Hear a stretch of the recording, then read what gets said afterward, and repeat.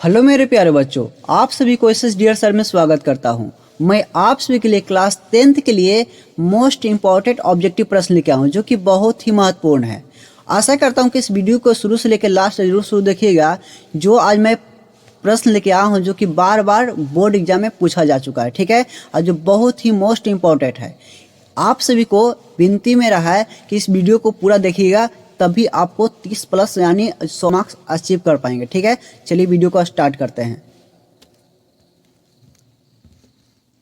देखिए मेरा पहला प्रश्न क्या चीज है, प्रथम जेनेवा कन्वेंशन कब हुआ था, यानी प्रथम जेनेवा कन्वेंशन कब हुआ था।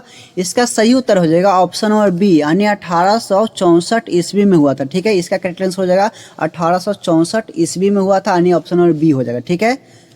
देखेंगे दूसरा मेरा प्रश्न है, इटली का एकीकरण कब हुआ था, यानी इटली का जो एकीकरण हुआ था तो यानी कब हुआ था, यानी कब हुआ था। इसका सही उत्तर हो जाएगा बी नंबर, यानी 1871 ईस्वी में इसका इटली का एकीकरण हुआ था, ठीक है, याद रखिएगा। मेरा तीसरा प्रश्न क्या चीज है, लुई फिलिप किस देश का शासक था। जो लुई फिलिप जो था किस देश के शासक था, यानी फ्रांस देश के वो शासक था। इसका करेक्ट आंसर हो जाएगा सी नंबर, ठीक है, याद रखिएगा। देखिए मेरा चौथा प्रश्न क्या चीज है, मेजनी का संबंध किससे था, यानी मेजनी का संबंध जो संगठन जो था किससे था, ठीक है, यानी कार्बोनेसी का किससे था, कार्बोनेसी। इसका करेक्ट आंसर हो जाएगा बी नंबर, ठीक है। देखिए मेरा पांचवा प्रश्न क्या चीज है, इटली के एकीकरण का प्रमुख नायक कौन था। जो इटली के एकीकरण हुआ था उसमें प्रमुख नायक कौन बना था, यानी कौन बना था। इसका याद रखिएगा, यानी मेजनी बना था कि काउंट कारो बना था कि गैरिबाल्डी बना था कि इनमें से सभी, यानी सभी लोग बने थे। कौन बने थे, सभी लोग, ठीक ना। मेजनी, काउंट काबुल और गैरिबाल्डी, इनमें से मतलब जितना भी लोग थे सदस्य शामिल हुए थे। इसका करेक्ट आंसर हो जाएगा डी नंबर, ठीक है, सभी इसका आंसर हो जाएगा।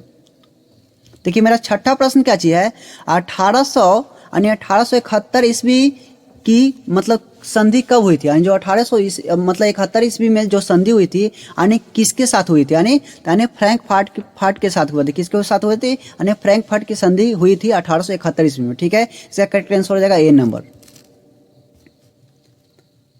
देखिए मेरा सातवां प्रश्न क्या चीज है, मेरा सातवां प्रश्न क्या चीज है, रक्त और लौह की नीति का अवलंबन किसने किया था। यानी जब रक्त और लौह की नीति का अवलंबन किसने किया था, यानी किसने किया था, यानी बिस्मार्क ने किया था। कौन किया था, बिस्मार्क। इसका करेक्ट आंसर हो जाएगा सी नंबर, ठीक है, यानी बिस्मार्क ने किया था, ठीक है। देखिए मेरा आठवां प्रश्न क्या चीज है, जर्मन राज का निर्माण किसने किया था। जर्मन राज का निर्माण किसने किया था, नेपोलियन बोनापार्ट ने किया था। कौन किया था, नेपोलियन बोनापार्ट ने। इसका सही उत्तर हो जाएगा बी नंबर। मेरा नौवां प्रश्न क्या चीज है, मेरा नौवां क्या चीज प्रश्न है, लुई 16वां यानी लुई 16वें को फांसी कब दी गई। जो लुई 16वां जो था उसके फांसी कब पड़ा था, यानी 1793 ईस्वी में उसको फांसी पड़ा था, ठीक ना, पड़ा था। उसके करेक्ट आंसर हो जाएगा बी नंबर, ठीक है। देखिए मेरा 10वां प्रश्न क्या चीज है, फ्रांस की क्रांति कब हुई, यानी जो फ्रांस की क्रांति कब हुई थी, इस याद रखिएगा 1789 ईस्वी में फ्रांस की क्रांति हुई थी, यानी 1789 ईस्वी में हुआ था, ठीक ना। इसका करेक्ट आंसर हो जाएगा ए नंबर।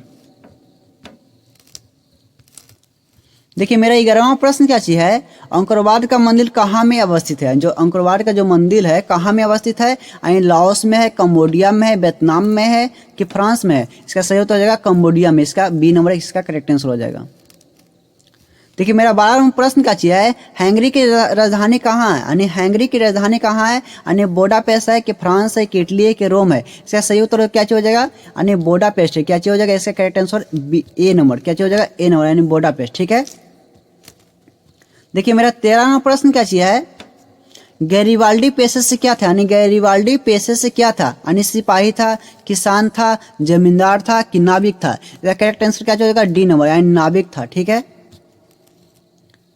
देखिए 14 नंबर मेरा प्रश्न क्या है, काउंट काबूर को विक्टर एमोलियन ने किस पद पर नियुक्त किया था, यानी किस पद पर नियुक्त उसको कर दिया था, यानी सेनापति पर कि प्रधानमंत्री पर, यानी प्रधानमंत्री पर उसको नियुक्त कर दिया था, ठीक है। जो प्रश्न का आप उत्तर जानते हैं उसको कमेंट में लिख के जरूर बताइएगा। आपको वीडियो पसंद लगेगा तो आपको वीडियो को लाइक और चैनल को जरूर सब्सक्राइब कर लीजिएगा।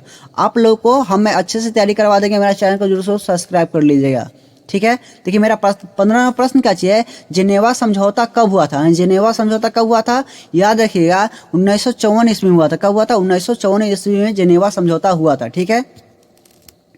देखिए मेरा 16वां प्रश्न है, जालबेनी एक संस्था थी, यानी जालबेनी जो थी एक संस्था थी, क्या चीज की थी? क्रांतिकारियों की थी, व्यापारियों की थी, दरबारियों की थी, कि इनमें से कोई नहीं? इसका सही उत्तर हो जाएगा व्यापारियों की। इसका करेक्ट आंसर हो जाएगा बी नंबर। ठीक है, देखिए मेरा 17वां प्रश्न क्या चीज है?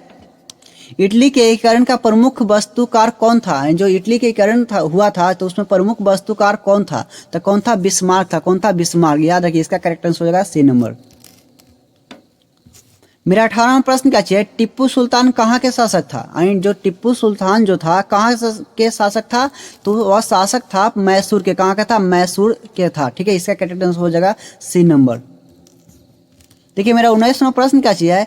इटली के एकीकरण यानी इटली के एकीकरण में निम्न में से कौन नहीं था? जो इटली के जब एकीकरण हुआ था उसमें कौन शामिल नहीं हुआ था? कौन नहीं हुआ था? यानी ऑस्ट्रेलिया शामिल नहीं हुआ था। इसका करेक्ट आंसर हो जाएगा सी नंबर।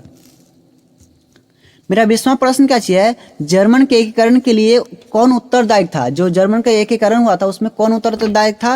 यानी याद रखिएगा, इसका सही उत्तर हो जाएगा यानी बिस्मार्क उत्तरदायी था। ठीक है, इसका करेक्ट आंसर हो जाएगा बी नंबर। मेरा 21वां प्रश्न क्या चाहिए? हीगेल किस देश का शासक था? जो हीगेल था जो था किस देश के शासक था? यानी जर्मनी का था। कहाँ का था? जर्मनी के। इसका करेक्ट आंसर हो जाएगा सी नंबर। मेरा 22वां प्रश्न क्या चाहिए? रंपा विद्रोह कब हुआ था? जो रंपा विद्रोह हुआ था यानी कब हुआ था? तो 1916 ईस्वी में रंपा विद्रोह हुआ था। इसका करेक्ट आंसर हो जाएगा ए नंबर। देखिए मेरा 23वां प्रश्न क्या चीज है? लेनिन की मृत्यु कब हुआ था? जब लेनिन की मृत्यु हुआ था कब हुआ था? यानी कौन सा ईस्वी में हुआ था? यानी 1924 ईस्वी में लेनिन की मृत्यु हुआ था। इसका करेक्ट आंसर हो जाएगा बी नंबर। मेरा 24वां प्रश्न क्या चाहिए? बार एंड पीस किसकी रचना है? यानी जो बार एंड पीस किसकी रचना है? यानी टॉल स्टाइल की। किसकी है? टॉल स्टाइल की है। इसका करेक्ट आंसर हो जाएगा बी नंबर। आगे चलेंगे, मेरा आगे क्वेश्चन है 25 नंबर क्वेश्चन क्या चाहिए? 25 नंबर मेरा प्रश्न है, रूस में कृषि दास का अंत कब हुआ था? रूस में कृषि दास का अंत कब हुआ था? यानी 1861 ईस्वी में हुआ था। इसका करेक्ट आंसर हो जाएगा ए नंबर। देखिए मेरा 26 नंबर मेरा प्रश्न क्या चाहिए? कार्ल मार्क्स का जन्म कहाँ हुआ था? यानी जब कार्ल मार्क्स का जब जन्म हुआ था तो कहाँ पर ही हुआ था? यानी जर्मनी में हुआ था। कहाँ हुआ था? जर्मनी में। इसका करेक्ट आंसर हो जाएगा ए नंबर। ठीक है, देखिए मेरा 27 नंबर प्रश्न है, नई आर्थिक नीति किसने लागू की? यानी नई आर्थिक नीति किसने लागू की थी? यानी लेनिन ने की थी। कौन की थी? लेनिन। इसका करेक्ट आंसर हो जाएगा ए नंबर।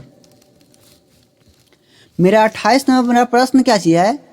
रावत ओवन कहाँ का निवासी था? जो रावत ओवन जो था कहाँ का निवासी था? याद रखिएगा, यानी ब्रिटेन के था। कहाँ का था? ब्रिटेन के। इसका करेक्ट आंसर हो जाएगा सी नंबर। मेरा 29 नंबर मेरा प्रश्न है, इतिहास का पिता किसे कहा जाता है? यानी पिता किसे कहा जाता है? यानी हेरोडोटस को। किसको कहा जाता है? हेरोडोटस के। करेक्ट आंसर हो जाएगा ए नंबर। देखिए मेरा 30 नंबर प्रश्न है क्या चीज? कार्ल मार्क्स की पुस्तक का नाम है, यानी कार्ल मार्क्स की पुस्तक जो था उसका नाम क्या चीज था? यानी दास कैपिटल था। क्या चीज था? Das Kapital. चलिए, आप सभी को यह वीडियो देखने के लिए धन्यवाद। मैं आशा करता हूं कि आपको इसी तरह से मेरा वीडियो देखिए और आपको सुबह शाम हर दिन मैं आपके लिए वीडियो बनाते जाऊंगा। आपको जिस भी टॉपिक पर चाहिए उस खाली वह कमेंट में लिख के बता दीजिएगा, वह आपको हमें वीडियो उपलब्ध करवा देंगे। ठीक है।